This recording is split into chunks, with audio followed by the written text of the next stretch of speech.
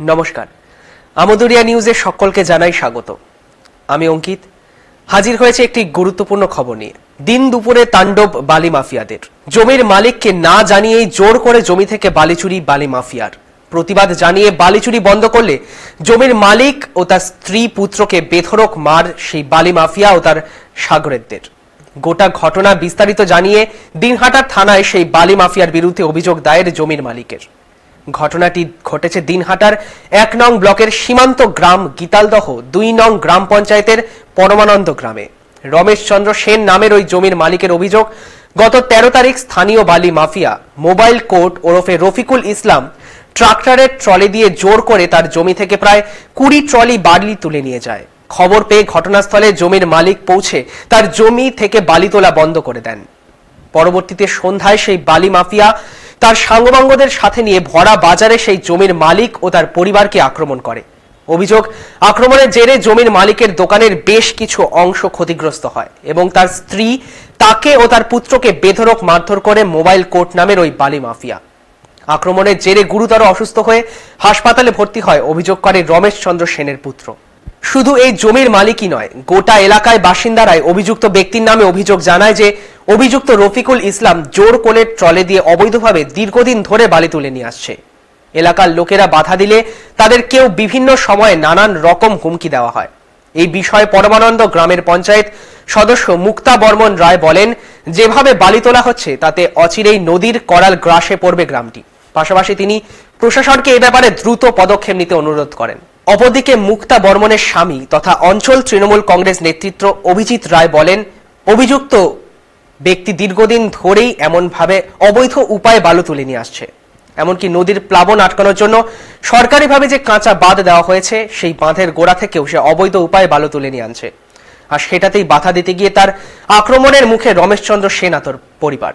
প্রসঙ্গত, দিনহাটা ১ নং ব্লকের বিভিন্ন এলাকায় শীতকালের শুষ্ক মরশুমে চলছে দেদারসে অবৈধ বালি উত্তোলনের কাজ।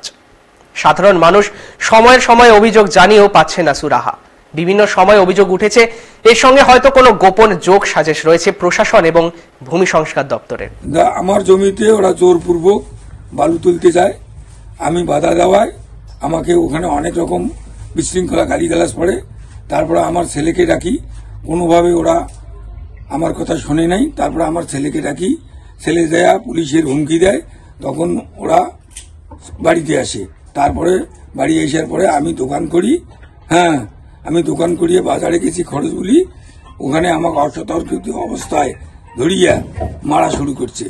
তারপরে আমার ছেলে বাধা দিতে গিয়ে আমার ছেলেকেও মারছে।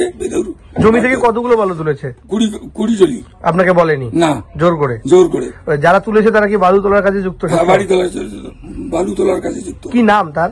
একটা নাম জানি, আর একটা জানে, ওটা মোবাইল কোর্ট মানে ডাক নাম, এমনিতে নাম হয়েছে রফিকুল ইসলাম। কবে হয়েছিল ঘটনাটা? এটা হচ্ছে 13 তারিখের ঘটনা। পুলিশে অভিযোগ করেছেন? হ্যাঁ, পুলিশে অভিযোগ করছি। তো 13 তারিখে নেই, 14 তারিখে হয়েছে। কি নাম আপনার? রমেশ চন্দ্র সেন। বাড়ি পরমানন্দ। আমাদের জমি থেকে বালু মাফিয়ারা জোর জবরদস্তি মাটি তোলে এবং আমরা বাধা দেই। তৎক্ষণাৎ বাধা দেওয়ার পর বন্ধ হয়। ওরা ওই ক্ষোভে সন্ধ্যাবেলা বাজারে আসে, আসার পর আমাদের দোকানে ভাঙচুর করে, আমাকে মারে, ব্লিডিং হয়, আমি 2 দিন হসপিটালে থাকি। আমার মাকে মারে, বাবাকে মারে এবং যথেষ্ট ওরা থ্রেট দেয়, আমাদের দোকান এখানে করতে দিবে না, এখান থেকে দোকান উঠাই দিবে, টাকা পয়সা লুট করে, গ্লাস ভাঙে, মাকে মারে, বাবাকে মারে। আমার এখানে ব্লিডিং করছে, 2 দিন ছিলাম। আমি গ্রামের পঞ্চায়েত প্রশাসন এবং উপরি মহল সমস্ত যারা আইনি আছে পুলিশের কাছ থেকে এর সুনির্দিষ্ট বিচার চাই এবং এই বালু মাফিয়াদের বিরুদ্ধে যথেষ্ট যাতে স্টেপ নেওয়া হয় সেটা আমি অনুরোধ করি। কারা করেছে? এদের নাম হচ্ছে ডাকনাম মোবাইল কোর্ট, ভালো নাম হচ্ছে কি রফিকুল ইসলাম, এবং ওদের একটা গুন্ডা বাহিনী আছে। ওই বাহিনী নদীর থেকে সবসময় নদীর থেকে বালু চোর করে, জোর জবরদস্তি করে, মানুষের জমির থেকেও বালু চুরি করে। আপনাদের জমির থেকে চুরি করছে? আমাদের জমি থেকে চুরি করছে। বাধা দেওয়ার পরে আমাদের এই অবস্থা করে, আমাদের দোকান ভাঙচুর করছে। পুলিশ অভিযোগ হয়েছে? হ্যাঁ, পুলিশ অভিযোগ হয়েছে, স্পটে পুলিশ আসছিল। কি নাম? আমার নাম পঙ্কজ চন্দ্র সেন।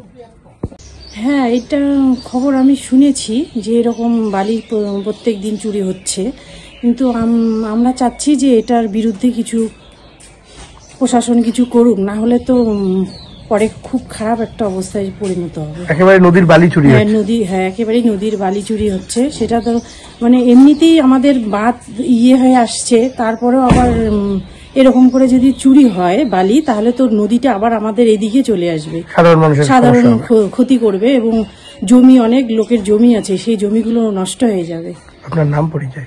আমার নাম মুক্তা বর্মন রায়, আমি গীতালদাহ 2 নং জিপির পঞ্চায়েত সদস্য। এটা দীর্ঘদিন ধরে এরা করছে। আমাদের এখানে যারা বিশেষ করে আমাদের রাস্তাগুলো শেষ করে দিচ্ছে, আর তার সাথে সাথে নদীরও গতিপথ অনেক সময় এই বালু কাটার জন্য পরিবর্তন হয়ে আসছে, আমাদের নদী ভাঙছে আরো। তো সেদিন একটা এইভাবে ওই পঙ্কজ এবং ওর বাবাকে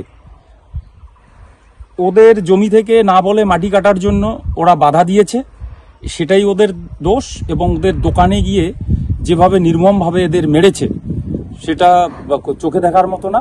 যাই হোক, ওরা পুলিশে অভিযোগ করেছে, থানায় গিয়ে অভিযোগ করেছে। পুলিশের উপর আমাদের আস্থা আছে, পুলিশ স্টেপ অবশ্যই।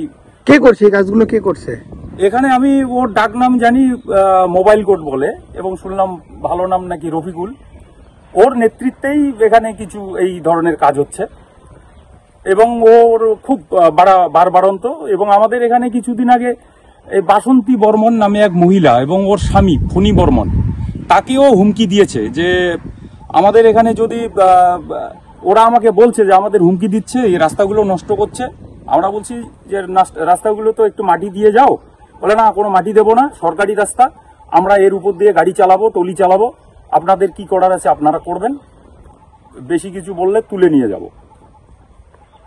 ওই এক ব্যক্তি সবাইকে? ওই এক ব্যক্তি। আপনার নাম? ওদের সাথে আরো কেউ থাকতে পারে। আমার নাম অভিজিৎ রায়, আমি এক্স প্রধানের হাজব্যান্ড এবং বর্তমান পঞ্চায়েতের হাজব্যান্ড। এখন এই পর্যন্তই। পরবর্তীতে আবারও ফিরে আসবো অন্য কোনো গুরুত্বপূর্ণ আপডেট নিয়ে। ধন্যবাদ।